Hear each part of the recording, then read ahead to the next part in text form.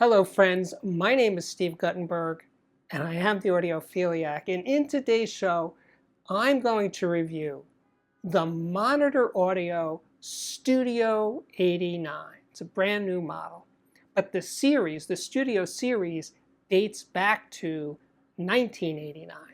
I'm going to put up a picture of the very first model. I think this is the one. It's the Studio 15.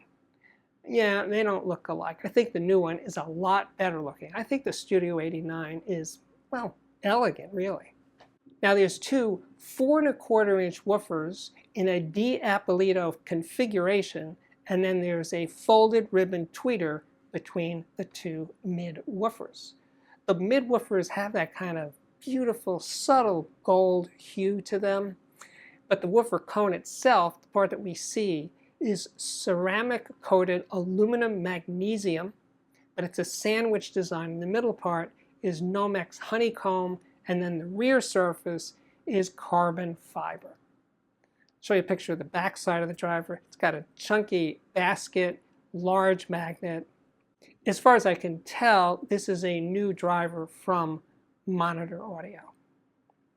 Now, the crossover from the two 4¼ inch drivers to the folded ribbon tweeter takes place at 2.4K, and it's a third order crossover. I'll show you a picture of the crossover. Now the drivers themselves, the three drivers, are bolted to this aluminum baffle piece, which is in turn bolted all the way through from the front of the speaker all the way to the rear by these rods. And those rods basically stiffen the cabinet and make for a stronger cabinet. Now this isn't a very large speaker. It's just 13 inches tall and about 13 inches deep. High gloss black is the only available finish. No grills are available. Let's look at the back side of the speaker, and you will see there are two slot-loaded bass ports, and they're ribbed, presumably to reduce turbulence back there. And oh yeah, check out those binding posts. They're really beautiful. Some of the prettiest ones I've ever seen. And that's pretty much it for the design. I'm going to put up the complete specifications and note that the impedance is rated at 6 ohms but drops down to 4.2 ohms. Sensitivity is 86 dB. Oh, and the price. Yes, the price is $2,499 a pair. And there are optional stands that bolt directly to the speaker. The stands are $749 a pair. Oh, the warranty. Yes, there is a warranty. The warranty runs to 5 years. Now, as I mentioned earlier, this is a small speaker, and has two 4¼ inch woofers, so it's not going to be a monster in the bass department. And I'd say it runs out of gas at around 50 hertz in my room here. I was fine with it on its own as it is, but I'm not hung up on deep bass. So, and of course it's going to sound best in small to mid-sized rooms. You will need to tow the speakers in towards the listening position to get the best imaging. And I gotta say, the imaging is a real strength of this speaker. It images really wide. It's very spacious sounding and fairly precise in focus, but soundstage depth and dimensionality were not strong suits. As for speaker comparisons, I did use the KEF LS50 Meta and also the Buchardt S400 Mark II. And for amplifiers, I used the Linear Tube Audio Ultra Linear Amp. Sounded really good, actually. That was a nice match. I also used a First Watt F7 Class A 20 watt per channel amplifier. And the last amplifier was my main reference. I keep going back to this one, the Pass Labs XA25. But overall, of those three amplifiers, I lean towards the First Watt F7. But the first piece of new music that I listened to was this newly remixed, remastered John Lennon Mind Games album, which I think is one of his more underrated solo albums. And I gotta say, his son, Sean, remixed some of the tracks on the record. And he stripped out a lot of other instruments. And my notes are a mess. On this one track, it's just bass, electric bass, and background singers. And that soloed electric bass sounded so chunky and meaty and textured coming out of the Studio 89s. I was grinning. I was definitely digging it. And just hearing these songs, many of the songs in all these different mixes out of context, out of their not familiar versions, it was a lot of fun. And I'm like digging the sound of this speaker because it's just, well, it's bringing John back. And that's the thing about these John Lennon sessions, is he sounds more relaxed, more at peace than he usually does. He was a nervous guy. And there's like a gentleness to a lot of the tracks on this album. And when you take it, on some tracks where they strip away the reverb and the EQ, and you're just hearing the direct, what went into the microphone sound, yeah, John was so present, so there for these sessions. You know, I gotta say, my big find during these listening sessions for music was this one by A Certain Ratio. That's the name of the band, and the album is called Sextet. And it's mostly instrumentals, it's dance music. It sounds kind of like the Tom Tom Club, yeah. And it's got another one with great bass lines. It just had this really terrific live in the studio sound over the Studio 89s. And then next up was one of Van Morrison's more soulful albums, The Healing Game. This is sort of mid-career Van Morrison. I love this record.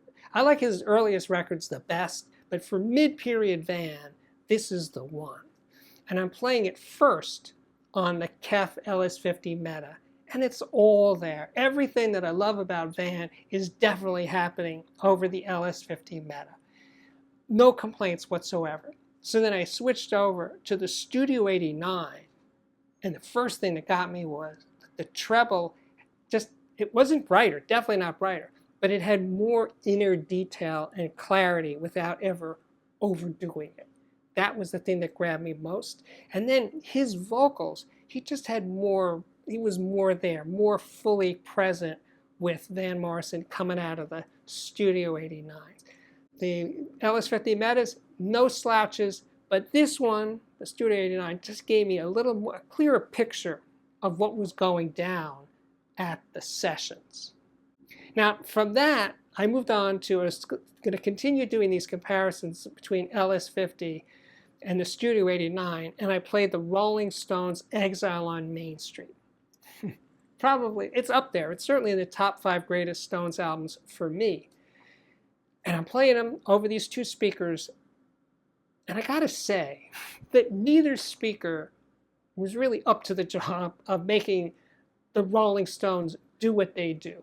They were not, this is too hard rock for both of these speakers to really enjoy. It's not bad, it's not unlistenable or anything, but it's like I wanted more than I was getting from either one, Studio 89 or the KEF LS50 Meta. For the next part of the review, I moved the Buchardt S400 Mark II speakers into position to do some comparisons. Now I should say right up front, though this is a very small speaker, the back of the speaker has a large passive radiator, a bass radiator. So guess what? It makes more bass, a lot more bass than the Studio 89 or the KEF LS50 Meta. So there's definitely the feeling that you're listening to a larger speaker, but one that isn't larger. So it has that, definitely has that down. But as for how live the music felt, playing different recordings, I didn't write them down. I'm playing different recordings, and the liveness of the sound was definitely better over the Studio 89 than the S400 Mark II. But the S400 Mark II just conveyed more solidity to the sound.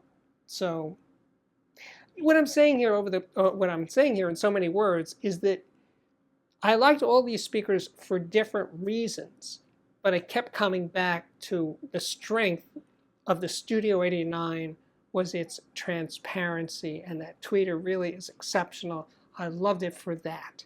And it also just opened up in a really beautiful way.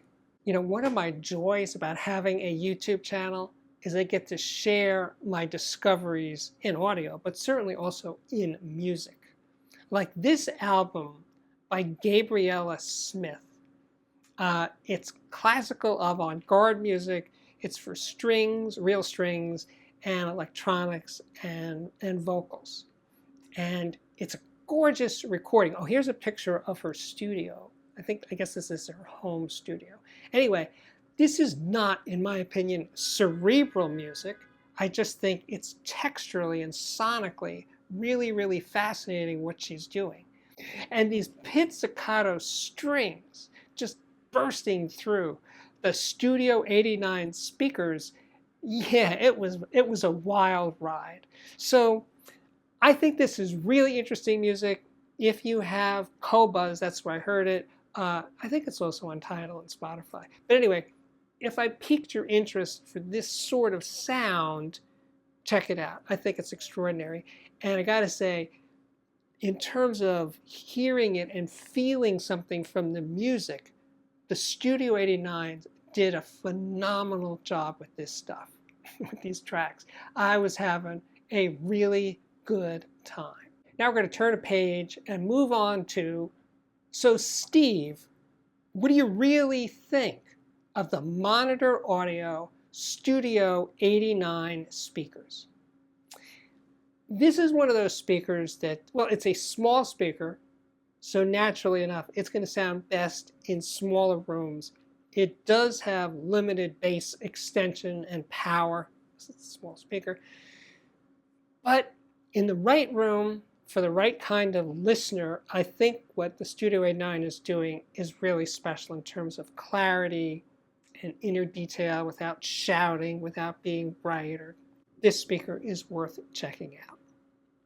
Speaking of being worth checking out, yes sirree, it is now time for the Audiophiliac viewer system of the day.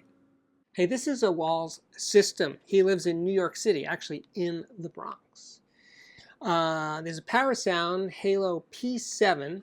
I think that's the preamp. The power amp is also Power Sound 2125.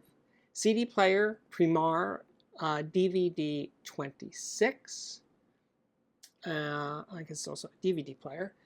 The receiver for surround sound for movies and stuff is a Marantz NR1609. Streaming is handled by a Blue Sound Node 2i.